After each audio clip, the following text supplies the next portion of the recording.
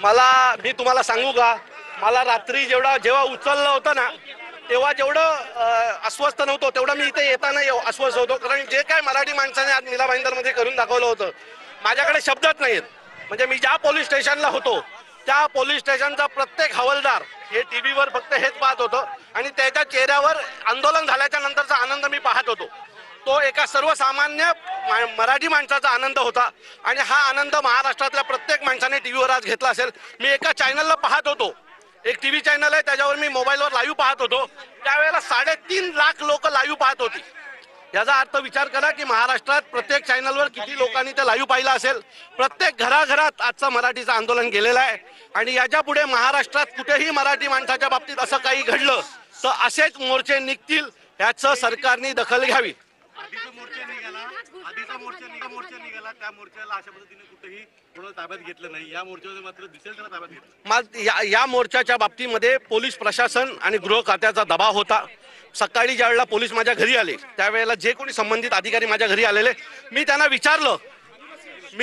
विचारलं की साहेब, मी मोर्चा मराठीसाठी काढतोय आणि मराठीसाठी ज्यावेळेला मी मोर्चा काढतोय त्यावेळेला अधिवेशन चालू आहे महाराष्ट्रात, सो याचा त्रास तुम्हाला होणार नाही आहे का? तर ते म्हणाले, अविनाश मला हे सगळं माहिती आहे पण माझ्यावर खूप दबाव आहे तुला इथनं घेऊन जाण्याच्या बाबतीत. सो मी रात्री 3 वाजता माझ्या घरी माझा मुलगा आणि माझी बायको होती. मी कुठल्याही वादात पडलो नाही कारण खूप पोलीस होते माझ्या घराखाली, वरती खूप पोलीस होते. मी माझे 2-3 सहकारी बोलवले आणि सकाळी खाली उतरलो. परंतु जी काही त्याच्यानंतर वसई विरार आणि या पट्ट्यातनं आमचे 1,500च्या वरती महाराष्ट्र सैनिक या लोकांनी अटक केले होते. त्याच्यानंतर लोक रस्त्यावर उतरली, पोलीस येत होते, महिलांना गाडीत भरत होते, आमच्या लोकांना गाडीत उचलून घेऊन जात होते. मला कळत नव्हतं की यांना आमच्या लोकांना उचलून का नेत आहेत. आम्ही काय आतंकवादी आहोत का? आम्ही काय दहशतवादी आहोत का? जे कुठल्या पक्षी संबंध होते मराठी लोक इथली त्यांनी देखील जमा झाले म्हणून त्यांना उचलून मी तेच सांगतोय की तुम्ही नक्की मीरा भाईंदर हे महाराष्ट्रात आहे की राजस्थान आणि गुजरातमध्ये आहे? आणि जर मीरा भाईंदर महाराष्ट्रात असेल तर मराठी माणसाला त्यांची बाजू मांडण्याचा अधिकार आहे.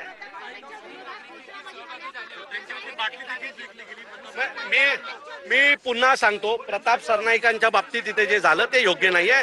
कारण तो ज्या वेळेला इथे आला त्यावेळेला मराठी माणूस म्हणून आला होता.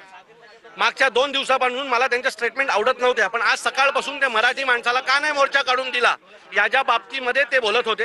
सो जर एखादा माणूस मराठी माणूस म्हणून जर एखादा मोर्चात येत होती, कारण मी त्यांची टीव्हीवर एक बाईट ऐकली त्यात ते म्हणाले की मी आमदार आणि मंत्रीची चादर बाजूला काढून मराठी म्हणून इथे आलेलो आहे.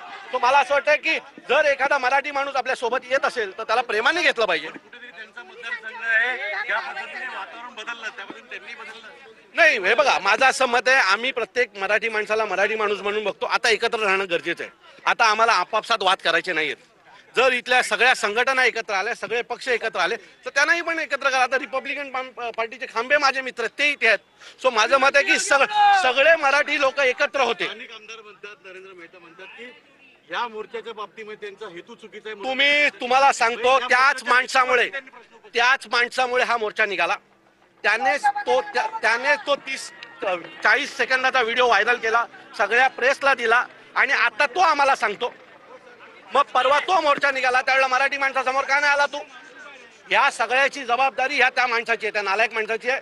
या सगळा मीरा भाईंदर मधला जो मराठी टक्का आहे ना तो त्याला त्याची जागा दाखवेल एवढी मला खात्री आहे मराठी माणसाला. कोणी? आता हे कसं आहे, यांचे तुम्ही भाषण ऐकले का या व्यापाऱ्यांची? त्यातल्या एका महिलेचं भाषण असं होतं, ती महिला अशी म्हणाली होती, हम लोग 4 दिन दुकान बंद रखेंगे तब इन मराठी लोगों को पता चलेगा भूखे मरेंगे. आम्ही भूखे मरणार? हे जे तुझ्या दुकानाचे सामान येतं ना, गहू तांदूळ, ते आमचे परभणी बीड इकडची लोक पिकवतात आणि तेव्हा ते सामान तुझ्याकडे येतात. तू फक्त एजंटशिप खातेमधली. हा, तर माझं मत आहे तुम्ही आम्हाला कमजोर समजू नका. या महाराष्ट्राचा इतिहास खूप मोठा आहे.